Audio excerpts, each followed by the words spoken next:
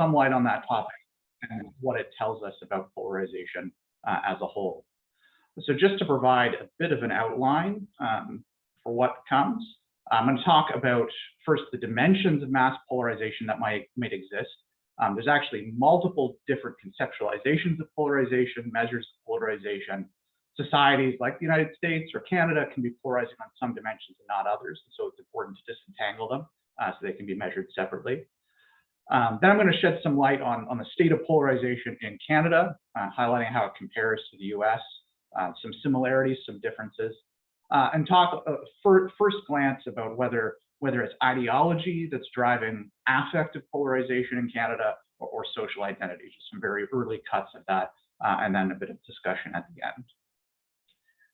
So there is an emerging consensus that Americans are polarizing, that is becoming more dissimilar in their political beliefs. There's probably an important role of party elites in this process. Party elites send ideological signals to the mass public that causes partisans, party supporters to change their opinions or change their partisanship and then divide further along ideological lines. But there's actually multiple dimensions of mass polarization. And again, societies might be polarizing on some, not on others. That might have important implications for the consequences of that polarization for society. So to start, a lot of people often talk about polarization in terms of ideological divergence. And by divergence, I simply mean gravitation towards the ideological extremes, irrespective of the partisanship of the people involved.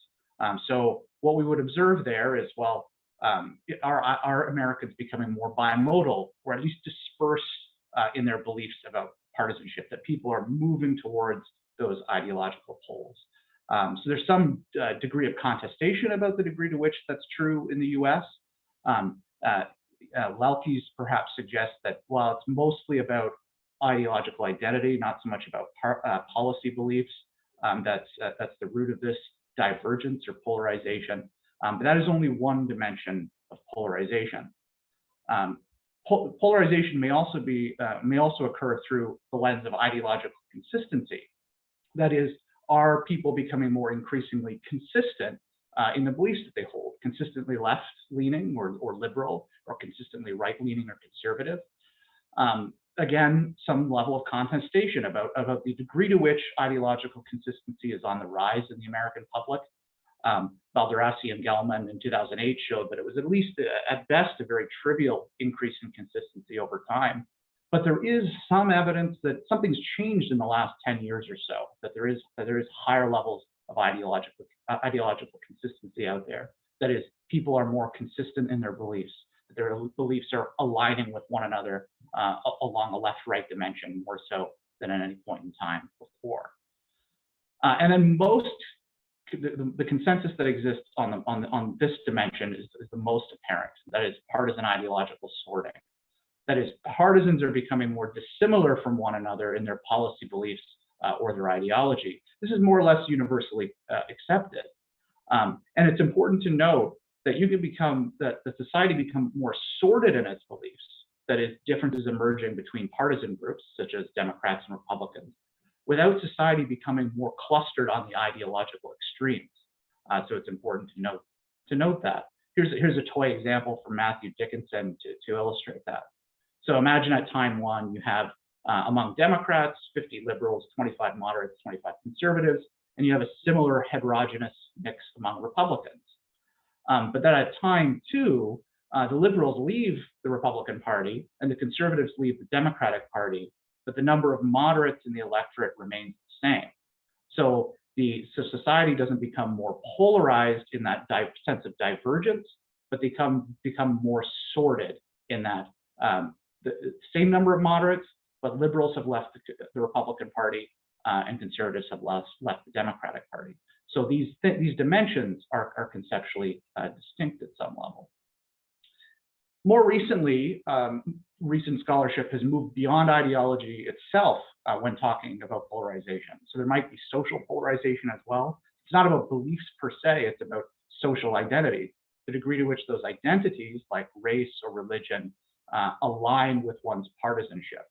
And so some scholars say that that's very much apparent in the US context, but we've had limited ability to measure it outside of the US and to be able to characterize mass publics out in other contexts. So there's certainly some degree of this going on in the US, but we don't have the ability to measure that satisfactorily over time at least. There's perceptual polarization. So we've talked about ideology, we've talked about social identity, but there also might be polarization in people's perceptions. And by perceptions, I mean, well, how ideologically extreme do you think the other side is? Or do you think that they're very socially dissimilar from one another? Perhaps you characterize Republicans as wealthy white people, and you overestimate the degree to which that's true. So these perceptions are often contaminated with error, which some scholars have labeled false polarization. So perceptions also matter. And then finally, it's perhaps useful wrapping up with the dimension of polarization that's possibly talked about the most, especially in the last 10 years. That is affective polarization. So we might see polarization in people's feelings towards other parties, and especially increasing animus towards parties that disagree with one another. And we've seen that in the US, where people increasingly dislike the other side. And the other side means party elites themselves, but it also means the supporters of those parties as well. There's a consensus this is occurring, although there's some disagreement about whether it's driven by ideological difference between the parties, between Democrats and Republicans, let's say, or social differences that exist. So affective polarization is also important to make note of. So what about Canada? So how does Canada line up with all of these dimensions of polarization? And there are many of them. And so the reality is ultimately could be pretty nuanced. But Canada is a really interesting case to focus on. We have a lot of cultural similarities with the United States. Notwithstanding, I have my fiance is a Southern American, and she makes fun of my Midwestern accent. I apparently sound like a Minnesotan. So aside from that, there's a lot of cultural similarities. Although perhaps not as much racial or religious tension. We don't have the legacy of slavery hanging over the country like the United States does. We don't have similar mobilization of evangelicals. It exists, but it's a lot softer in Canada. We have a multi-party system, two historical brokerage parties that prior to the 1980s didn't really differ ideologically whatsoever, with one smaller center-left party, so a different party system. And we also have important non-ideological axes of political conflict that are really quite separate from it. And that is English versus French Canada, the Quebec question that has hung over Canadian history forever. The federalist sovereigntist dimension is perhaps the most important axis of political conflict in Quebec. There's also regionalism, Western alienation. All of this kind of is outside of kind of traditional left-right politics. So there's these other important axes of political conflict.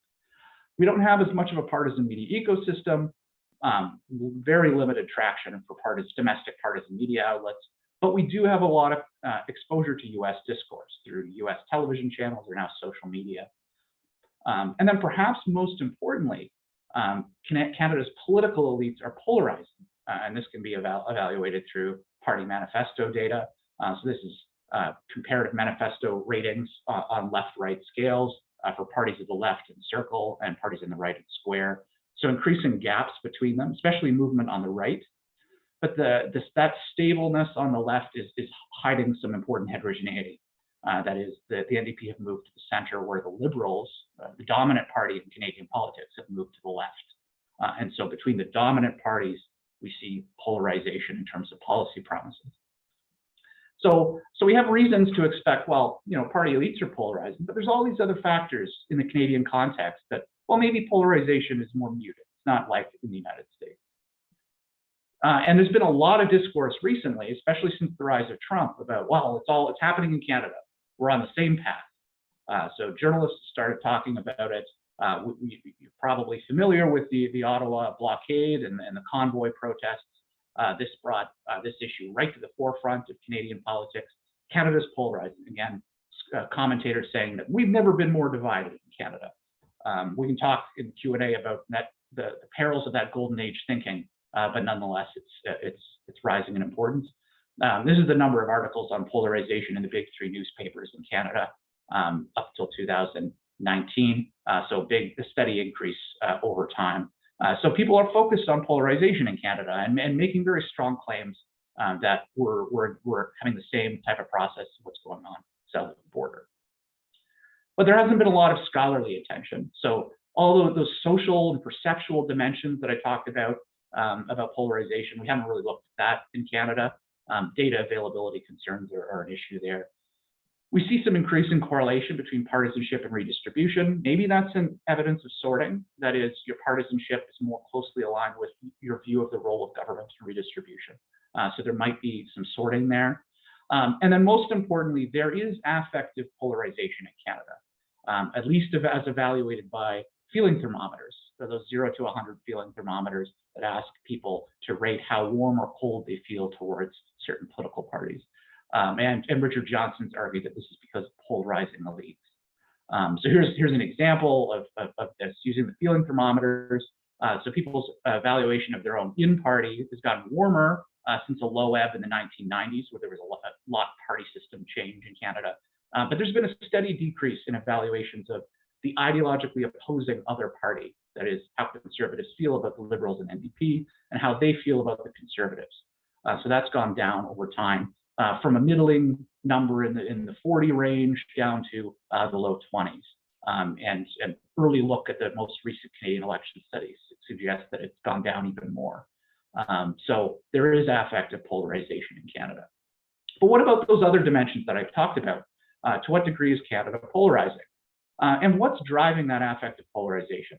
Ideology, social identity, perceptions, what's going on under there? Why are people why do they increasingly dislike the opposing side? So I'll shed a bit of light on that in this presentation. So for those ideological dimensions of polarization I talked about, I'm using the Canadian election study, basically the only game in town for evaluating over time differences in Canada. Those other dimensions, I'll use a survey that I was involved with in 2019, the Digital Democracy Project election study.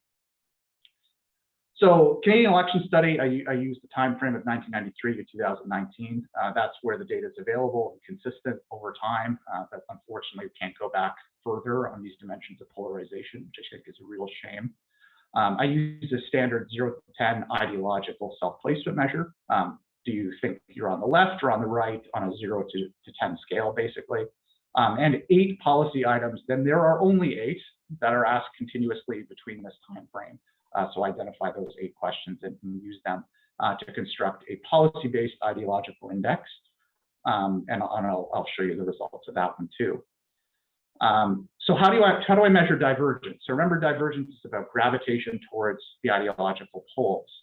So increasing bimodality in distribution. So I use what's called the bimodality coefficient. It's a 0 to 1 scale. Higher values mean more bimodality. Basically, it's a combination of a measure of skewness in a distribution and kurtosis, and you add those up together, and it approximates bimodality. There's some limitations to this measure. It's very hard to come up with one measure, a single figure that represents the bimodality in a distribution. Very, very tricky. So I complement that with other measures in my work, but I'll show you this here today. To measure ideological consistency, I just use pairwise correlations between those policy items that I talked about. How correlated are they with one another? How does that change over time? And to measure partisan sorting, I use something called the dissimilarity coefficient. This tells us the amount of overlap or lack of overlap in distributions of public opinion. And so you have a distribution of ideology for, say, conservative partisans, and a distribution of ideology for liberal partisans. To what degree do they overlap? To what degree are they dissimilar? It's a 0 to 1 scale, where 1 means more dissimilar, as dissimilar as possible. So a 0 to 1 scale on that dimension. And so just a preview of the findings here. We really aren't becoming more ideologically extreme. That is, distributions are unimodal, and that really hasn't changed much over time. If you squint really hard, you can see a bit of an uptick, but that's about it. But we're becoming somewhat more ideologically consistent and much more sorted, which I would argue is relatively consistent with some of the work that's been done in the US context. So this plot here shows the bimodality coefficients. So on the left, You have ideological self-placement, basically asking people whether they're on the left or on the right. And the panel on the right shows that policy-based ideological index. Between 1997 and 2019, there's been about a 6% increase in the bimodality coefficient, so really, really soft. Not really sure if it's a lasting trend. Policy-based ideology, it's even softer, about a 4% increase. So really, really only modest increases, especially in the last 2 election cycles in the bimodality coefficient.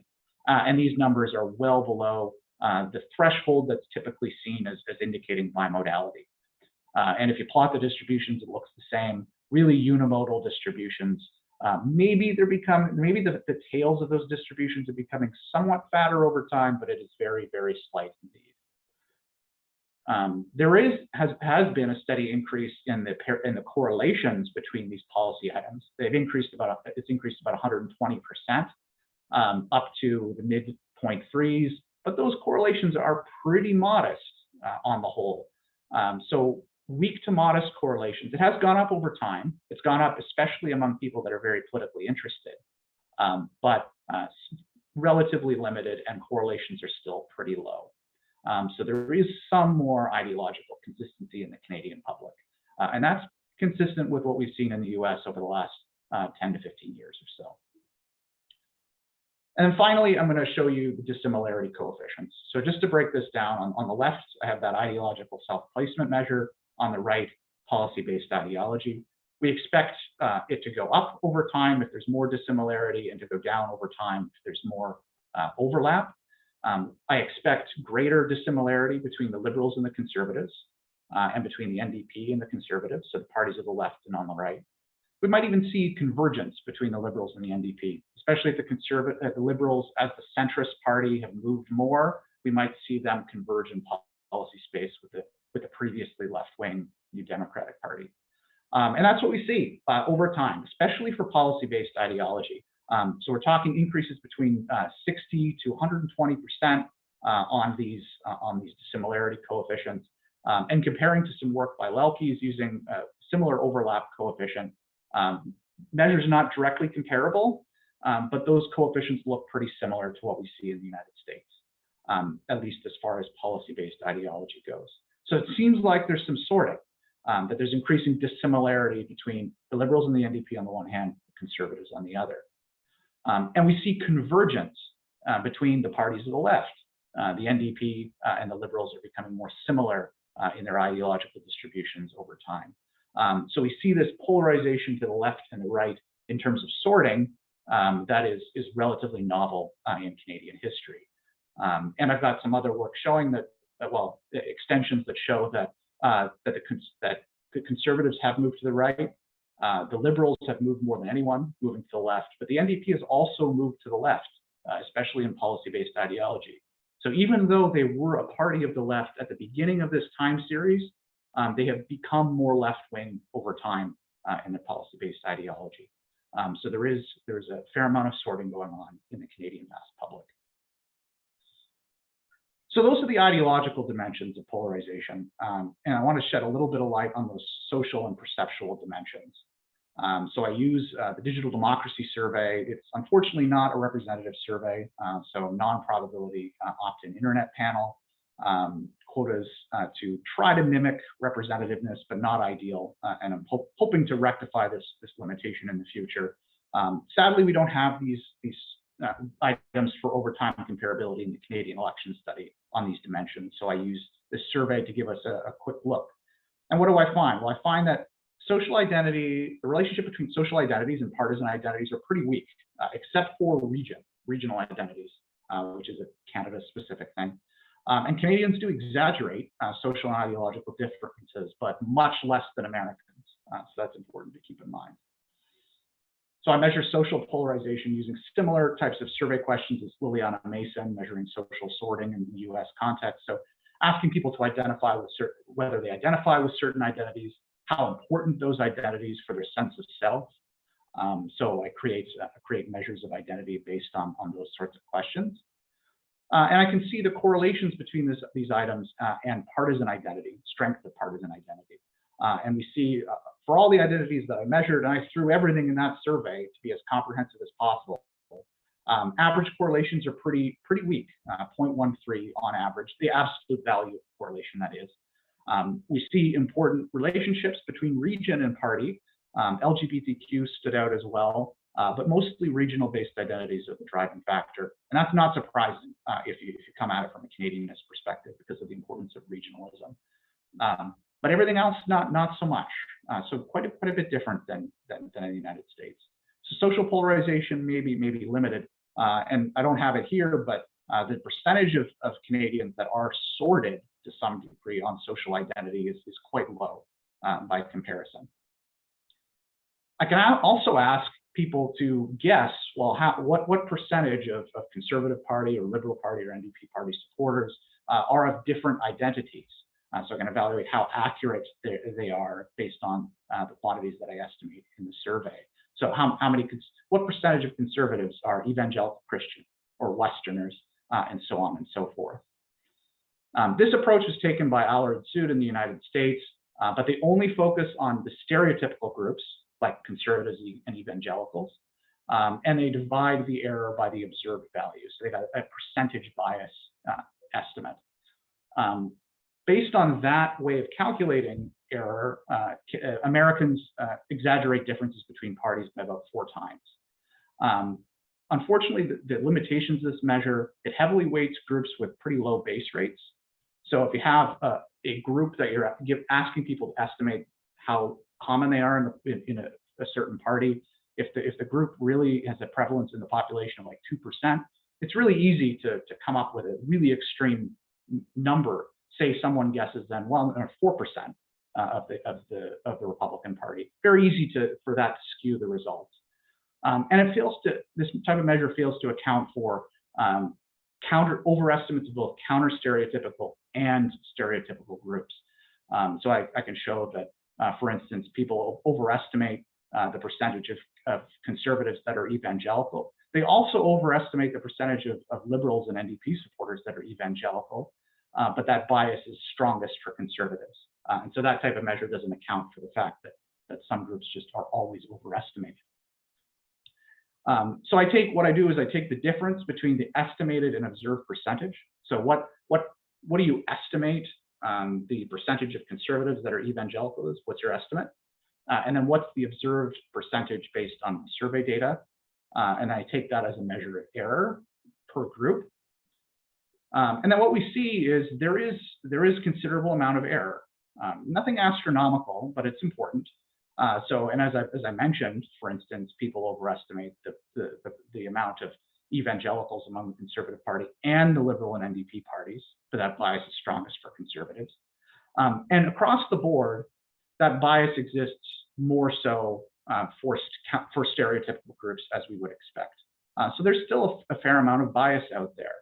People have their perceptions of social differences are contaminated by bias, and also people are much more likely to be biased about the outgroup. So that's also true, and what's found in the U.S. context as well. And then I take the difference between the estimate of, say, conservative evangelicals and left of center evangelicals, so NDP and liberal evangelicals. And that's a measure of the kind of bias per group pairing for each of the items that I use. And I use that to construct at the individual level a measure of false social polarization. So there are some exaggerated perceptions about social differences. This also extends to ideology as well. So in this survey, I asked people to place conservative, NDP, liberal partisans on 0 to 10 scales for a number of different policy questions. People also place themselves on those scales as well. So again, I can compare people's perceptions with the actual percentage that I get from the survey as a measure of error. And on all of these questions, there is error, and people are more likely to exaggerate the ideology of the out party. That is, they get their own party quite right, but there is exaggeration with.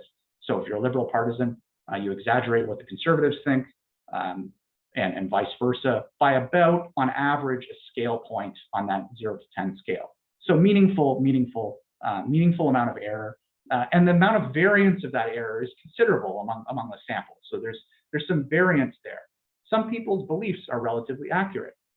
Some people underestimate differences, but a lot of people overestimate differences. And so the question is, well, to what degree do those perceptions shape their animus towards opposing parties, and what role does that play? And so I want to give you in the final few slides just a quick early look at, well, is it ideology or is it social identity driving that outgroup animus, that affective polarization that we see in the US? So again, we see that growing affective polarization between the left and the right, between NDP and liberals on the one hand, conservatives on the other. What's driving it? Social or ideological difference?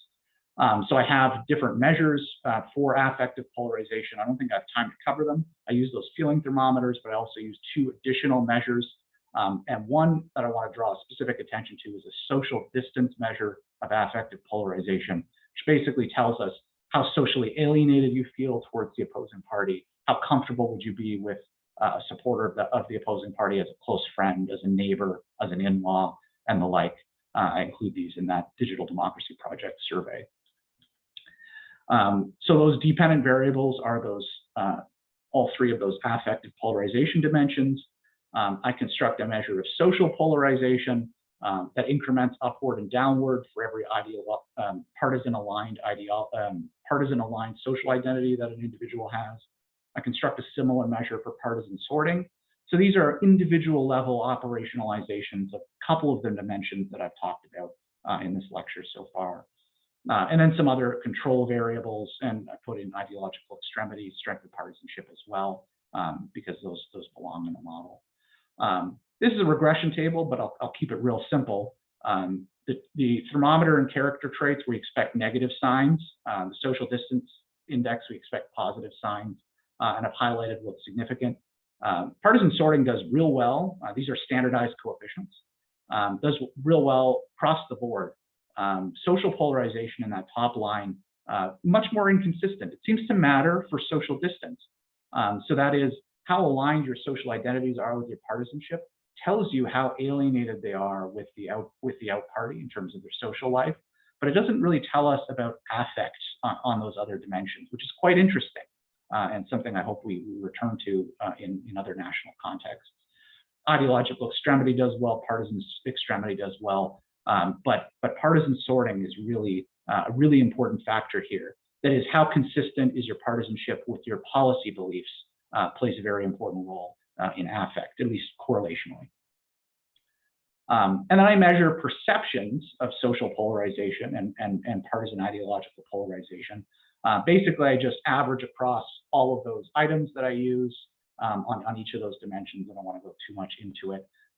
The only thing is to say is that perceptions also matter to a degree that rivals partisan sorting.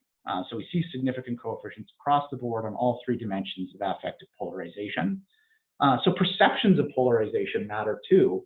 They matter in addition to everything else. The one key question I think moving forward, at least in Canada, is which direction is the causal arrow? Is your affect cause your perceptions and your false perceptions, or is it the reverse? Some work in the US shows that, well, if you correct people's misbeliefs, their affect towards their animus towards opposing parties softens. So maybe that's a sign that there's at least some of that causal arrow running from perceptions to affective polarization, but there's no guarantee that that's the case in Canada or elsewhere. And it's not evidence that there isn't a causal arrow running the other way as well. And so future work really needs to disentangle that causal argument moving forward. And I'm in the next year or so working on that in Canada. So key takeaways, kind of like in the US, Canadians more consistently align their beliefs about policy, their ideological self-identification with their partisanship, with the Liberals and the NDP on one side and the Conservatives on the other. But that level of ideological extremity, that divergence, it's a bit softer.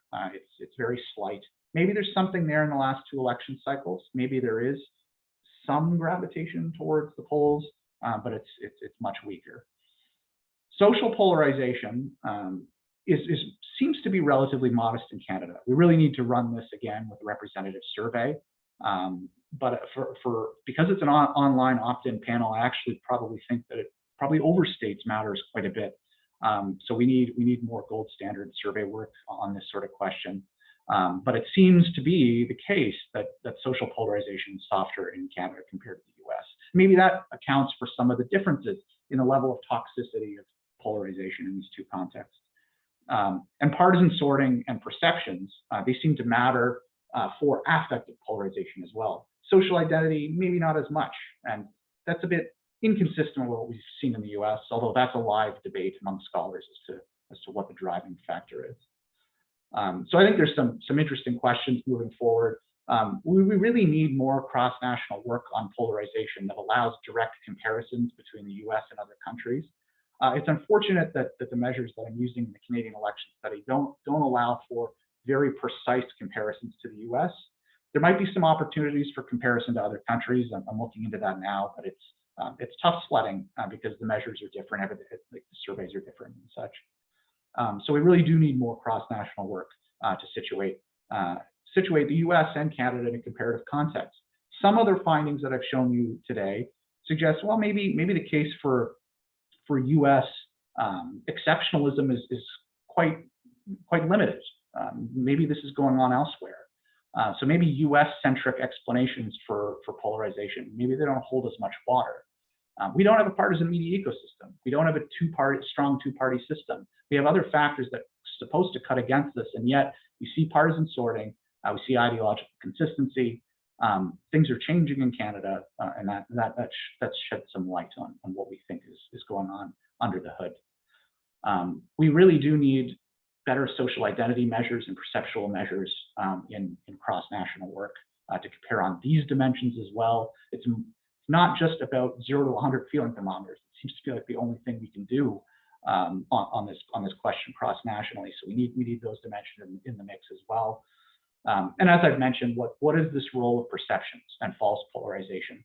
Causal arrow can very easily be from polarization to biased perceptions, very, very easily. And in fact, social identity theory gives us very strong grounds to expect that that's the case. And previous work that's looked at perceptions, again, suffers from those base rate issues.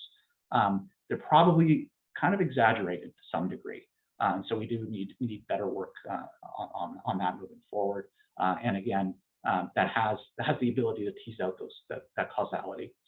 And how does this debate between ideology and social identity and what's driving affective polarization, I think, is a very interesting and important question. And again, a live debate in the US context. It could very well vary across nationally. It could very well be that you get to affective polarization through different means in different national contexts. And for Canada, it's been more about ideology because of the ideological signaling of elites. And in the US, maybe social identity matters more. So there could be variation in that, very interesting variation. So we need to look at that as well. So that's it. Thank you very much. It's a pleasure, and look forward to questions. What an excellent talk. Thank you, Eric. That was great. We do have a couple of questions in the Q&A box. If you have also been struck by a question, please do drop it in there. It's a really great opportunity, I think, to have the opportunity to interact with the scholar who is very engaged in this space and obviously has a great hold on it. I'm going to, this is the Professor Hitt's question. We'll go with it, and then we will go with Corey's question that you saw in the chat. Matt actually asked his first. If the answer can't be convincingly tied to the media ecosystem or a strong two-party system, what might you conjecture drives this sort of consistency in sorting in the US and Canada? Well, like I said, I think the causes of it could vary by context. That you get to the same outcome through different means. So I'm not ruling out a possibility of partisan media polarizing. I think there's probably some strong grounds to expect that. But in Canada, it's completely absent. And so, and we've seen polarization in other contexts that have already been affectively polarized. So to some degree, we can imagine affective polarization as convergence of the U.S. And with everyone else. So I do think in Canada, party elites played an important role, and we've seen the polarization of the parties. And it's not just about policy. So the Comparative Manifesto Project will measure policy manifestos. But as any Canadian would know, that what's in a manifesto is just going to be very different from what the reality is. But that doesn't mean that parties aren't ideologically signaling through their rhetoric, through symbolic rhetoric, and that rhetoric matters. I think it sends signals to the public about where the position of the parties is. And then the result of that could be people switch their partisanship to better match their beliefs, or it could be a lead queue effect where people are persuaded to follow the leader, and that leads to sorting. So I think there is a powerful role of party elites through this process. And I think that probably holds in other contexts. I've done some early work in the UK, and what it seems to be is that we had kind of depolarization of elites through the 90s after the Thatcher era, and actually UK partisans became less sorted through that period. And so I do think there is an important role of party elites in that process. It's not to say that other things aren't in the mix in the US, but I do think elites play an important role. Yeah, and just taking a side here, I think there's a question about the incentives for elites across systems as well that probably has to be investigated. Absolutely. And just thinking about that as and with regard to the manifestos, I think I would have liked to have seen the skewing of liberals and NDP over time, because I think your assessment does fit reality, right? The liberals have moved to the left, the NDP has probably moved a bit more to the center, and the differences in elites just even between those two parties and how they've behaved in some way, whether it's rhetorical analysis or something like that. Anyway, I took my prerogative there. I will move back to the chip. No, elite incentives are extremely important, and one of the things holding back the Conservative Party from really going even further to the right, especially in concrete policy as well, and embrace of anti-immigrant rhetoric and all that, has been that they just, in order to get power, they have to win in Metro Toronto. Like they have to. And so that changes the incentives. And so it puts a brake on the amount of polarization that elites will go through in Canada. So I think absolutely elite incentives are super important. And I'm actually going to call another audible. We'll get to Corey's question, I promise. But because we mentioned depolarization, I'm going to go to Professor McIver's question. What do we know about depolarization, and the kinds of interventions that soften affective polarization or provide cross pressures to media party incentives to polarize? I mean, this gets kind of to that incentives question, but so ultimately, I think for sustained depolarization, the elites have to change. I don't want to say more to that, but changes in the incentives that force parties to be competitive to a broader swath of voters, that changes things quite a bit. And so I think anything that does that is the most important factor. There might be other factors as well. So if it is true that perceptions of polarization do cause affective polarization, and if it is true, a big source of that bias comes from media coverage of political conflict that allows that stereotyping to be had and all that. Conveying information that more realistically places provides that contextual information for people to really know where supporters of the party stand, I think is really important. And it comes up in the weirdest ways. Like there was this one, the media carried this one poll in Canada, for instance, that said, well, of all anti-vaxxers, half of them are conservative, COVID anti-vaxxers. That's true if you look at that quantity, but it's also true to report the more important quantities that like 89% of conservative partisans have become vaccinated. And so the media has an important role in how they frame certain political conflicts and to characterize differences between parties. I think they need to do that more responsibly. Like, it is not accurate to say that we've never been more divided in the past. Canada almost fell apart in the 90s. Like we almost ceased to exist as a country. Like, that's just silly. And so the media has a responsibility to do that. And so I think things along those lines may help depolarize, again, if the causal arrow goes from perceptions to polarization. But I think it's important to note that not all polarization is a bad thing. And so, do you want to depolarize? I think in Canada, where we lack that social polarization, we lack that toxicity, I don't actually agree with the need to depolarize. I think it's a good thing that there's more choice in the menu of policy options. Before, conservatives and liberals believed pretty much the same thing, and it was just, well, if you were a Catholic, you voted liberal, and if you were a Protestant, you voted conservative, and that was it.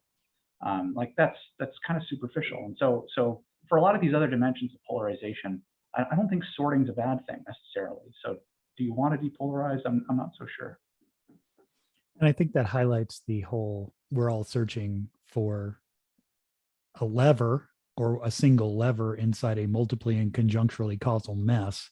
Mm-hmm. That is, as you illustrated today very well. I think even if we were to, and I think many of the depolarization efforts that are going on in the United States, for example, whether you think about no labels or Braver Angels, or there's all these attempts to try to reduce identity and or just using contact theory, right, to actually mitigate interpersonal differences and try to bridge these differences.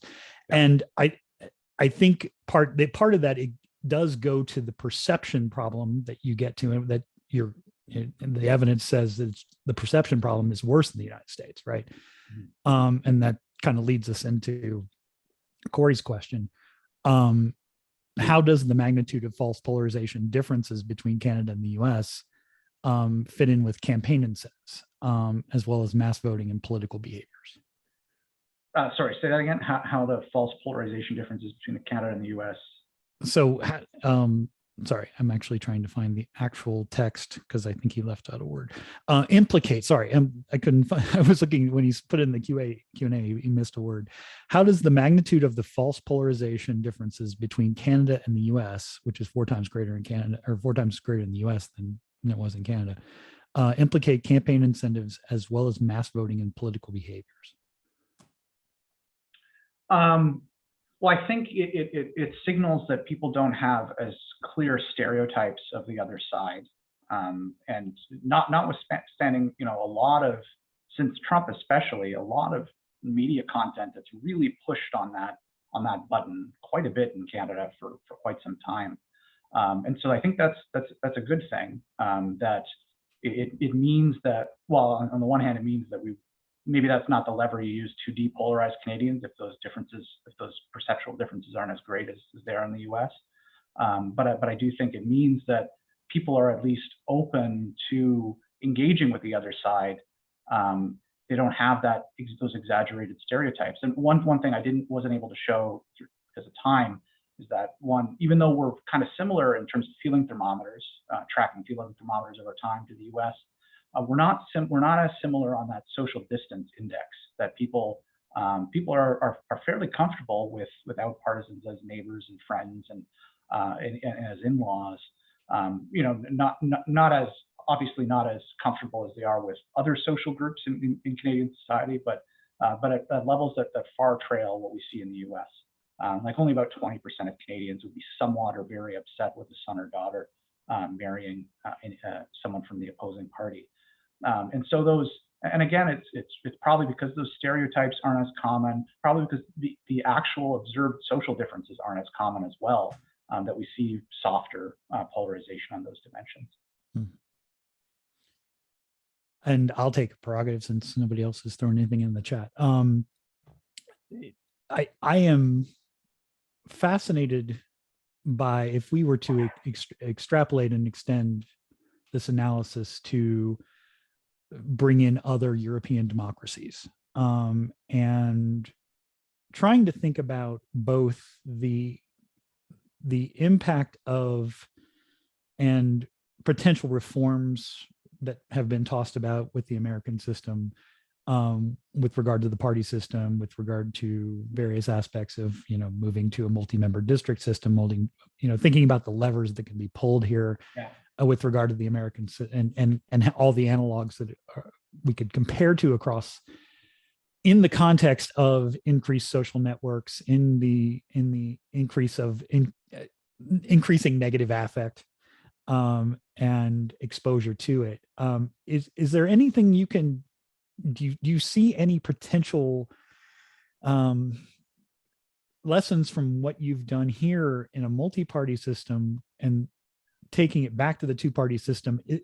Do you think that there's leverage there, or is it just more cultural? Is it more when you think about the differences just between Canada and the US? I mean, if you want to bring in other countries, you can, but is there something to riff on there?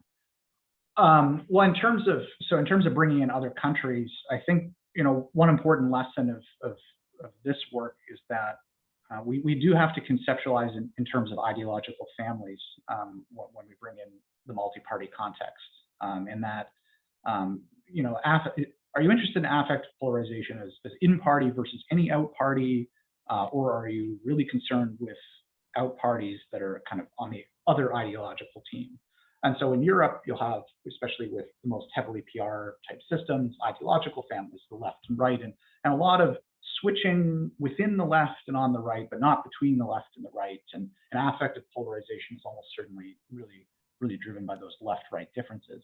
And I think that speaks to, and I do think that ideology plays an more important role in affective polarization than American scholars give it credit for. At least the new wave of social identity theorists give it credit for. So I think that's an important thing to keep in mind. Sorry, but in terms of Canada and the U.S., what was the question? Well, just thinking about it, is this, how much variance is explained by just the two-party system?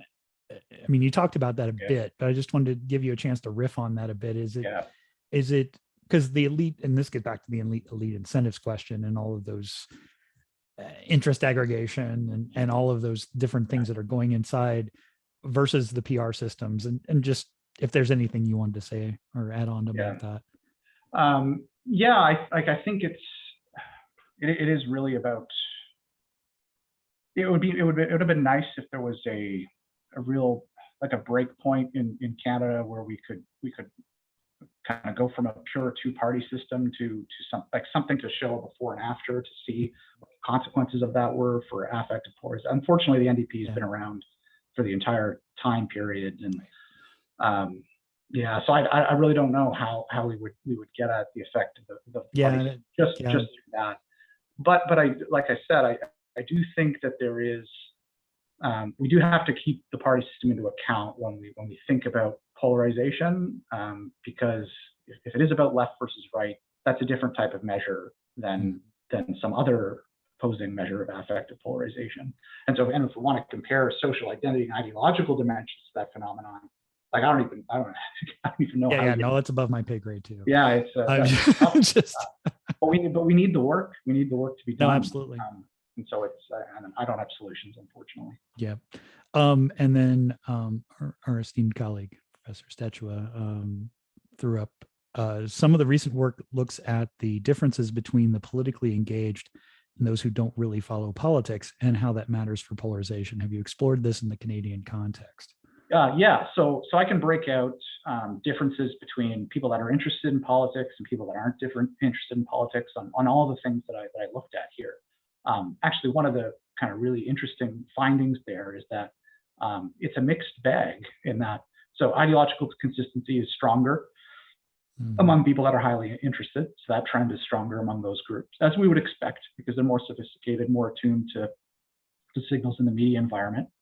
But one thing I wasn't able to show is I also have this measure. I do a factor analysis that on those 8 policy items that kind of split those 8 items into kind of social and economic dimensions of ideology, because those 8 items load on 2 different factors for my purposes.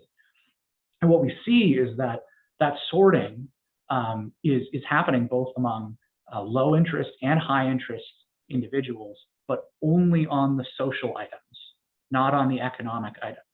So the issues that are easier in an important sense, we see that sorting happening among less interested people, but on economic policy, not so much. So there's an interesting contrast there that I think is quite neat. And but so yeah, there are important differences in terms of political interest, but it's a mixed bag. It's not entirely a story of this is only a pattern among high interest people. That's neat. Pondering. Well, one other thing to note is there's just a lot more people that report higher levels of political interest now than in the past. So there's a compositional difference as well when looking at the entire public. Well, I'm trying to square that with Pryor's work on individual level. Yeah. If and again, I've done a little bit of work in this space on political interest and both the macro level, but also individual level, and trying to. There has been change. You're absolutely right over time, but yet the individual is relatively stable over time, and so it's again that individual versus macro trend that we probably really need to parse that out as well. Yeah, I agree. Yeah. I think I have one more question, unless Dom has something. Looking at Dom. I have one thing, but you go ahead. Go ahead. No, please go ahead. I've monopolized. No, one thing that in addition to the one I popped into the chat, one thing that kind of I keep thinking about is the kind of growing obsession with American politics in other countries, including Canada, and the degree to which just coverage of American politics and presumably this polarization and the dislike and the conflict and all that stuff tends to also dominate Canadian nonpartisan media, right? Like the CBC, the Globe, and all of the other ones, right? So, I see the same thing in Poland, right? Like Polish media talk about American politics a lot. They talk about the polarization. I know you haven't explicitly looked at that, but to what extent do you think that this kind of fascination with American politics and the narrative about American polarization, to what extent does that infect kind of political culture in other places, and has any of the kind of downstream effects on agency behavior? Like I think there's something there. Like there is an uptick, especially in the last decade or so. Like as post Tea Party, like there's something. It's more apparent in those years in Canada than in the past. There has been a steady trend, but the last few election cycles especially. And as Canadians consume American media a lot, but the Canadian media itself also reports on American politics more so than, say, provincial politics or local politics. And so even if you're not paying attention to American news, you're getting American political discourse kind of saturates the Canadian space to a very large degree. And so finding a way to identify, how much of it, like at some level, it's, elites in Canada are polarizing, but every election, it's like a competition of dueling tax credits, and the stakes are like so much lower. And it's like, but really, is that really what people are queuing off of? There's something about, I think it's more about the rhetoric, and Canadians use American themes when attacking one another, like you're a Trump Republican and this, that, and the other, irrespective of what the policy differences are between the parties. And so I really, I think there's something to that. And I have some work with some collaborators that shows that misinformation on COVID, for instance, comes primarily from the United States, that's circulated in Canadian social media space, and people that are really consuming American news and are especially active on social media, they're more likely to endorse misinformation and share it on social media. And so I think there's something there. The trick is that it's not just about Canadians that consume American news. You can identify those people, but that's not to say that people that are consuming domestic news outlets aren't getting a whole lot of American content in practice. but the people that are also consuming a lot of American content are also consuming a lot of domestic content. So like identifying causally what the American component to that is very, very tricky. Mark Trussler had a conference paper a while back that tried to exploit a technological change, the shift to digital from analog, that exposed Canadians in some ridings more so to American content with that change. But the aggregate measure of polarization wasn't great, and I don't think he went forward with that paper. But it would be really nice if there was some way to cleanly identify what the effect of U.S. discourse is on all this, because I really do think there's something to that. I don't exactly know how, but I'm sure it's there.